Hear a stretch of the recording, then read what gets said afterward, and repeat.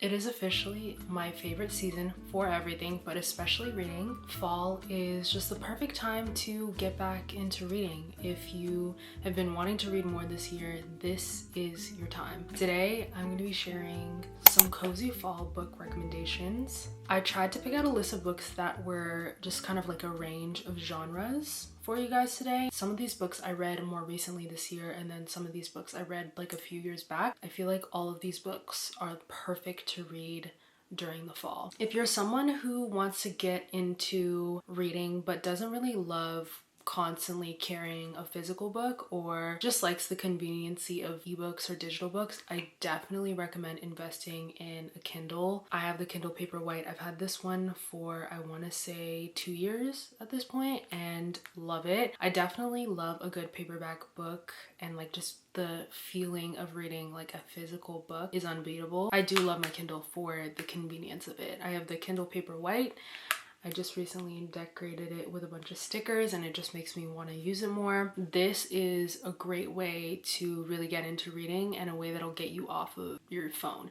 It does make a difference, I feel like, reading on Kindle versus reading on a phone or an iPad, just because I feel like when you're reading on Kindle, you're a lot less tempted to go like scroll on social media and you're just fully immersed in the book. It's literally just for books. Definitely feels like as close to the sensation of reading a physical book, but in a digital experience. You can also use sites like Ocean PDF to download ebooks for free on there and try out books, because I know a lot of the times I will like read a book, I'll get like a couple chapters in and then quickly realize like this is not for me. So that's a great way to test out if you like a book. And a lot of the times I'll start reading a book on my Kindle, maybe get 100 pages in, and if I love it enough, I'll go out and just get the actual book. Let me know what are some of your guys' favorite books to read in the fall, or whatever cozy fall book recommendations you guys have, so I can add some new book recommendations to my TBR. First one is A Little Life by Hanya Yanagihara. It's interesting because I had this book sitting on my TBR for 2.5 years, I want to say, because I was saving this book to read it in the fall, just because I do feel like it's an extremely sad book, and the books that I really gravitate towards, especially in like the fall and the winter, are deeply heavy, devastating books. I don't think I had the time or the mental capacity to read this book in any other time than the summer, so I ended up fully just reading this book in July because that's when I had the time to read it. And I knew that if I kept on putting it off and waiting for every fall to read this book, it would just never happen. But I do truly feel like this book gives fall. And I feel like the perfect time, if you are going to read this book, is going to be in the fall or the winter. Whenever I talk about this book, I do tell people to really proceed with caution, because this book deals with very graphic and heavy material. I definitely think you should do a lot of research before deciding if you want to read this book, just because, again, it's dealing with very heavy topics and the author doesn't really give any trigger warnings. The author also just goes about writing this book in a way that is supposed to be the most traumatic experience for the reader.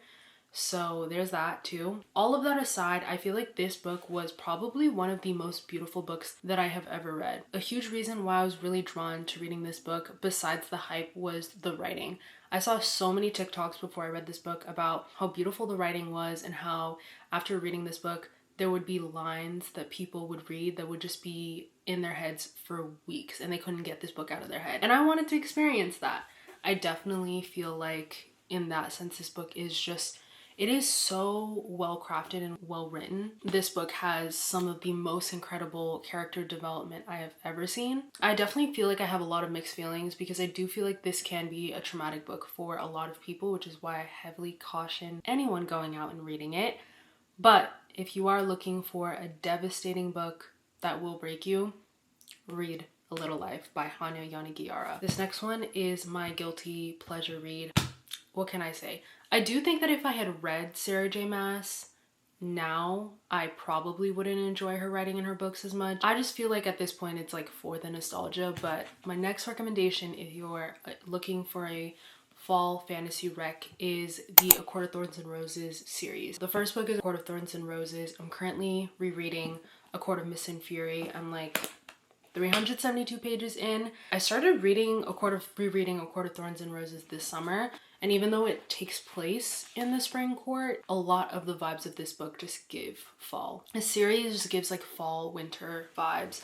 I recommend this series to anyone who's trying to like dip their toes into fantasy, because even though this is like considered high fantasy, I do think that the romance and the drama and the other aspects of the book play such a prominent role that it can like get you hooked into the book without necessarily being someone who loves fantasy. I'm rereading these books honestly for the nostalgia. I read these late middle school, early high school. I was just gonna reread this first one. I just had such a fun time that I started rereading A Court of Mist and Fury. This series is still ongoing. There's like a complete trilogy, so it's these first 3 books and then a novella, and then she's working on her new trilogy. Is this girl gonna finish this series? Because there's been like no news on when the latest book is coming out. These are fantasy romance. This first one is a retelling of Beauty and the Beast, and then the second one is a retelling of Persephone and Hades. Martyr by Kaveh Akbar. If you're someone who really loves books with a lot of prose and just poetry, this is a really good one. This book is probably one of the most unique and interesting books I've read.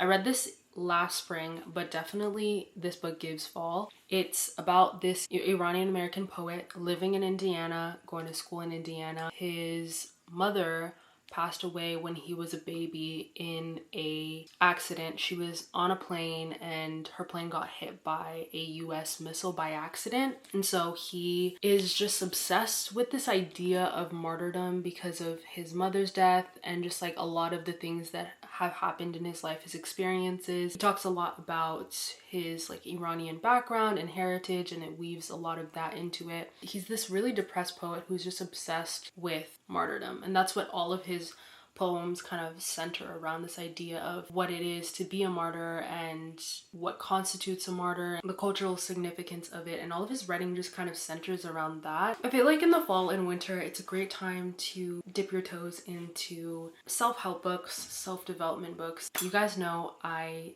am not a huge fan of that genre. I don't read a ton of self-development, self-help books. So usually the ones that I recommend tend to be the less like preachy ones, because those are the ones that I don't really enjoy. This one is one that I recommend to literally everyone to read, and it's Everything I Know About Parties, Dates, Friends, Jobs, Life, Love by Dolly Alderton. I listened to this one on audiobook, but I loved it so much I had to get the physical copy. This is just such a hilarious book. It's about this woman who's from London, and she's kind of writing about what it's like to grow up as a woman. She talks about all different aspects and facets of love in terms of like her friendships, her romantic relationships, and everything that she's learned in her teenage years, throughout her 20s and 30s. And she kind of talks about how her perception of love and all of its different facets have changed.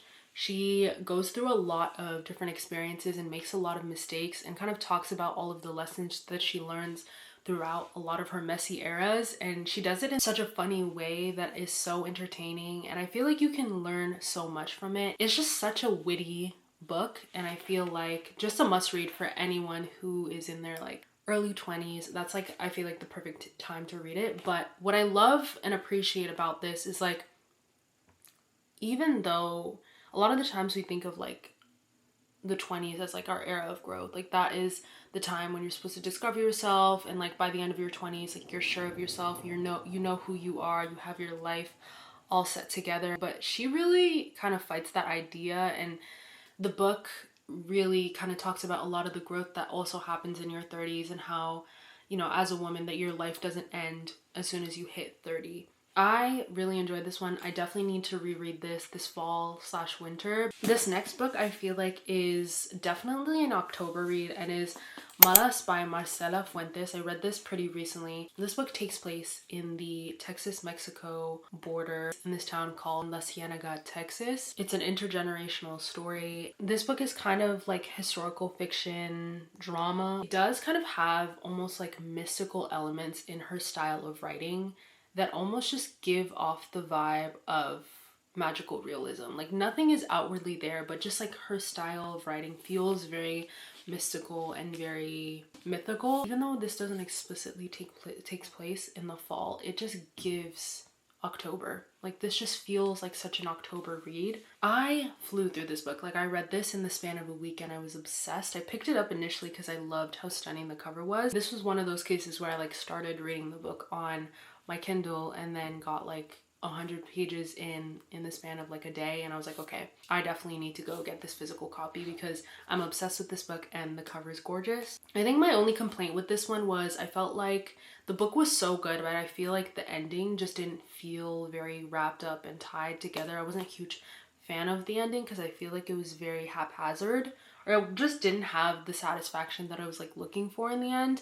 But I really enjoyed this one. I really enjoyed how just alive the characters felt and like how alive the story felt. I have one more fantasy recommendation. I have not read this book in years, but I kind of am craving a reread of this one, and it is The Invisible Life of Addie LaRue by V.E. Schwab. This was so popular back in the day. When it first came out, there was so many people on like both sides, people that either really loved it or really hated it. So this book follows our main character, Addie LaRue. She's cursed by, I think, Satan or the devil, some type of like devilish character with immortality. But the catch is no one ever remembers her or her name after they meet her. So she's invisible essentially. It takes place over the span of 400 years. She's just like wandering aimlessly throughout Europe, and she's just struggling with this feeling of invisibility. I remember the main critique with this book and a lot of the controversy kind of arose from the fact that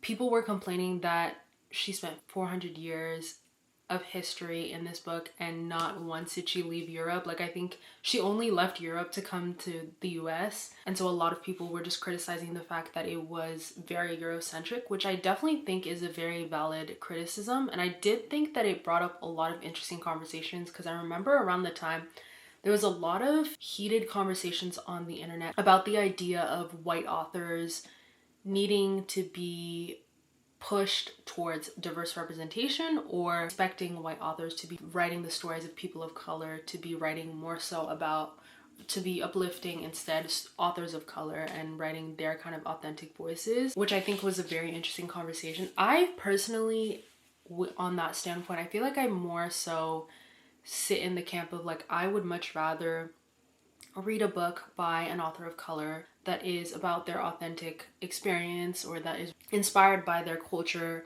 rather than kind of expecting white authors to write about cultures that are not their own. I just feel like in that sense, how can we expect white authors to really do those cultures justice in the same way that someone from the actual culture would be doing it? And I feel like that is a problem that's more so should be put on the publishing industry rather than individual authors.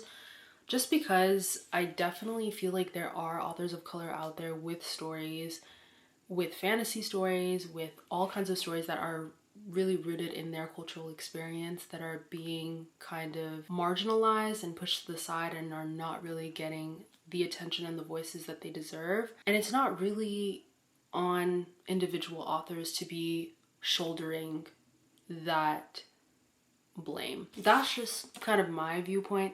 I definitely think that the criticism was a valid one, that it's like 400 years of history in this book and it's all in Europe and the US. What kind of message does that kind of sound? But I did think that it brought up very interesting conversations just about this idea of representation when it comes to culture, and who do we kind of shoulder the blame of that issue. Nonetheless, I really enjoyed this book. I think I've tried to read her other books and I've just never been able to get into any of her other books, but I really enjoyed this one. Fall and winter is also just a great time to be reading memoirs because, again, self-development, but not in a super preachy way. One of my favorite memoirs that I've read is Finding Me by Viola Davis. She's just so iconic. She's probably my favorite actress out there. I think she just does such an excellent job of really learning and understanding every character that she plays and bringing a lot of the undertones of emotion into her performances. She is such a three-dimensional actress. Like, we all have seen those actors and actresses that they just they don't bring life to their characters, and she's just one of those actresses where no matter what role she's playing, she always brings life into her characters. And so I was really interested to read her memoir and just understand a little bit more of like how she was able to develop that skill and that craft, and where that inspiration just kind of came from her life. And reading her memoir, I actually learned so much about her and learned the fact that she had a really rough childhood, and a lot of the trauma that she went through in her childhood affected how she was as an actress, and has really allowed her to kind of empathize with a lot of different sides of like the human experience that a lot of people wouldn't be able to necessarily tap into unless they had kind of experienced something as profound as what she kind of went through. So she goes into all of that in her book, and she is such an incredible writer. She tells just such an incredible story, and this is just one of the memoirs that I recommend everyone go read. This next one is actually a show on Hulu, and surprisingly I do actually recommend the adaptation for this. Little Fires Everywhere by Celeste Ng. Usually I don't love book to movie or book to TV show adaptations. I feel like there's usually some type of issue with the adaptation, but I actually feel like in this case the adaptation was a pretty good adaptation. I feel like it was pretty true to the original story and the original source material, most likely because Kerry Washington killed it, and Reese Witherspoon also did such a phenomenal job. Like, I could not have imagined any two other actresses playing the main leads in this book. I love Celeste Ng. Like, she's just one of my favorite authors. She has another book called Everything I Never Told You. I'm also adding that to this list. Both of these books definitely give like fall, winter.